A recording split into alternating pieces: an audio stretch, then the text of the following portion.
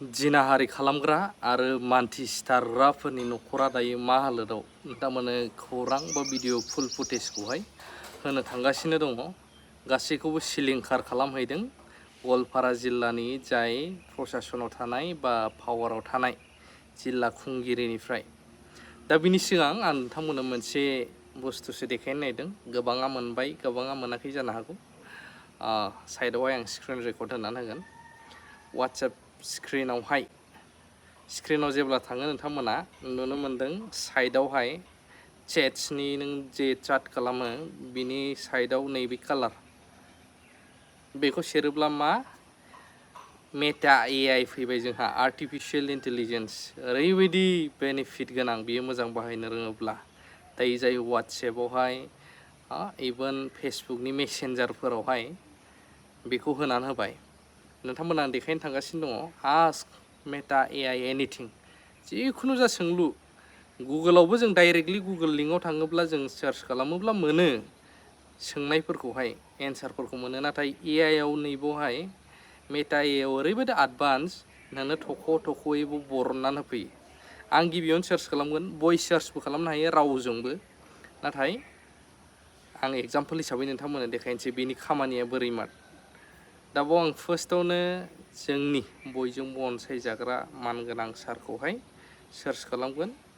हु is Ranjan Daimary? Message मोनसेल' send खालामनांगौ, भइस मेसेज होबाबो जायो बियो। डाइरेक्ट नै रिप्लाइ होबायानो। Ranjan Daimary born on February 21, 1960 जोनोम जादों। ओमफ्रायहाय is the founder and former president of the National Democratic Front of Bodoland. फैजोबखाबाय एन्सारा। फाउन्डार प्रेसिडेन्ट NDFB-नि। Education graduate in political science from saint Anthony college शिलंआव जाय थानाय। Master degree in political science from North Eastern Hill university. गासिबो फैजोब्बाय नै। Arrested माला arrest जानाय 2009नि जाय बिनि डिसेम्बरनि बर्डार सिकिउरिटि फर्स अथरिटि माने गासिबो फैबाय नै। माला सेन्टेन्स टु लाइफ इनप्रिजनमेन्ट मोनदोंमोन मादोंमोन गासिबो फैबाय नै। थ' बेफोरबायदि नोंथांमोना देखायनानै होबाय, ओरैबायदि इजि खालामनानै होबाय। आरो सार्च खालामबावनो गासिबो फैगोन बहाय। नोंथाङा मोजां सोंलुखौ दैखांबानो थख'यै गुगोलाव थांनांलायला। गुगोलाव आरो नेट स्ल'बा जोङो नेलायनांगौ लडिं जानायनो खारनाय। दा बहाय मोनसे मेसेज बायदि डेलिभार्ड जाबानो डाइरेक्ट एन्सारा फैबाय नोंनाव। बाव ओरै लिरबाबो फैयो, हु इज डक्टर अन्जलि दैमारि? बे लिरबाबो फैगोन बिनि एन्सार। A to Z गासिबो राइट खालामगासिनो दं नै। नोंथांमोना नुनो मोन्दों आंना नेटआ एसे स्ल', अब्लाबो मेसेज डेलिभार जाबानो फैबाय नै। एसे माने बुहुद slow'. Dr. Anjali Dimari is a human rights activist and the founder of Boro Women Justice Forum, BWJF. She is also the sister of Ranjan Dimari, founder of the National Democratic Front of Bodoland. दा बेफोरबायदि गासिबो फैजोब्बाय नै। C जइन द बड'लेण्ड पिपल front BPF आवहाय 2020आवहाय जइन जादों। बेफोरबायदि गासिबो फैजोब्बाय। ओमफ्राय आरो लिरबा फैगोन हाग्रामाया सोर, प्रमद बर'आ सोर लिरबाबो फैगोन। प्रमद बर'खौबो नायनोसै। हु इज प्रमद बर'? ओइ लिरनाय स्पेलिंआ जाबावसै आंनाव वैसो जाबाय। वै होमबाबो एन्सारा फैबावबाय नै। Pramod Boro' is an Indian political who serves as the president of the United People's Party Liberal UPPL chief executive member of Bodoland territorial council. Born on March 1, 1975 बहाय जोनोम जादों 1975नि 1 मार्चआव। Originated from Tamulpur, Assam, India. Former president of all Bodo' student union. बेबायदि फर्मार president अल Bodo' student इउनियननि। दा नायबावनोसै बिथांनि date of बार्थखौबो मोनबाय जों 1975 1 मार्च। अब्ला नायबावनोसै हाग्रामा महिलारि सारनिखौबो। हु इज हाग्रामा महिलारि? आरो बेलेग सार्च खालामनानै देखायबावगोन दे आङो नोंथांमोननो र'। आं बेखौहाय AIनि कामालखौ नोंथांमोननो देखायगासिनो दङ। हाग्रामा महिलारियाबो मार्चनि 1 थारिखआवनो जोनोम जानाय 1969। अब्ला अर्थात प्रमद बर' सारनि बहुद देरसिन हाग्रामा महिलारि इज एन इन्डियान पलिटिशियान हु सार्भ एज द चिफ एग्जिकिउटिभ मेम्बार अफ द बड'लेण्ड टेरिटरियेल काउन्सिल BTC नि बिथांनिबो सेस फैजोब्बाय नै गासिबो मामोन बेबायदि दा बावहाय मिनिंफोर सार्च खालामबाबो फैगोन फरायनायनि बागैबो व्हाट इज हिउमिलिटि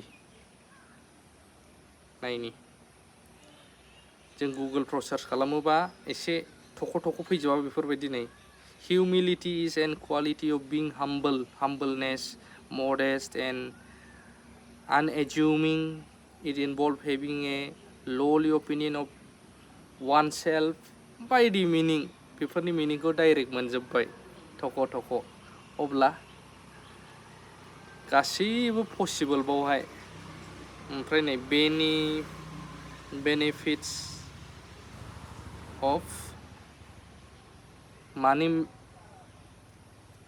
बेनिफिट्स नागिरनो जोंलाय बेनिफिट्स अफ जिखुनु जा मोनसे फिथाइनि बेनिफिट्स अफ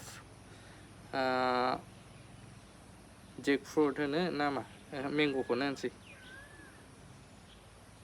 मेंग' डाइरेक्ट एया खिथाबाय नै Mangoes are a delicious and nutritious fruit that offer numerous गासिबो नै फैजोब्बाय नै मा बेनिफिट थ' बेबायदि गोबां इजि बानायनानै होबाय जायहा दाबो बेखौहाय इउज खालामनो रोङाखै गोबाङाथ' खालामबाय गोरोंफ्रा मिथिखाबाय नाथाय जायफ्रा रोङा माने फरायनायावबो जायफ्रा वाट्सएप बाहायोल' नाथाय दिनै फरायनायावबो नोंनि कुइसन एन्सारफोरनिबो माखासे AI आर्टिफिशियेल इन्टेलिजेन्स ना बाव नों सोङोब्ला डाइरेक्ट एन्सारखौ मोननो हागोन माने नोङो जिकेनि कुइसनफोर माफोर डाइरेक्ट बाव एन्सारखौ मोननो हासिगोन एबारनिफ्राय कुइसनखौ पुट आप खालाम एन्सारा ओंखारबोबाय बेखौ जों बोरै मिथिनो हायो डाइरेक्ट आं सार्च खालामनानै देखायनाय केपिटेल अफ इन्डिया